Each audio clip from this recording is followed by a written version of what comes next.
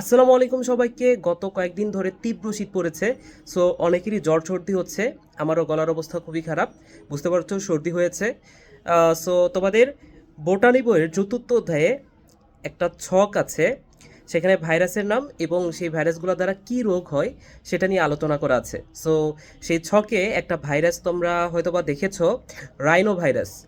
এই rhino virus দ্বারা সাধারণ সর্দি জ্বরটা হয়ে থাকে এবং এখানে রাইনো কথাটার অর্থই কিন্তু সর্দি, বুঝেছো? সো অনেক সময় সর্দি হলে আমরা ডাক্তারের কাছে গেলে ডাক্তার একটা ড্রপ দেয়, নরসল ড্রপ।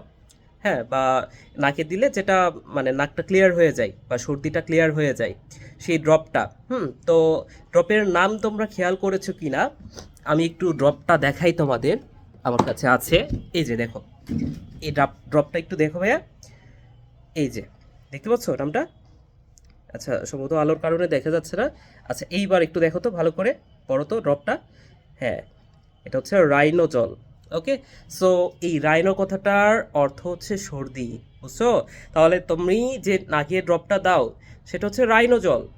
তো এই রাইনো ভাইরাসের কারণে তাহলে কি হয়?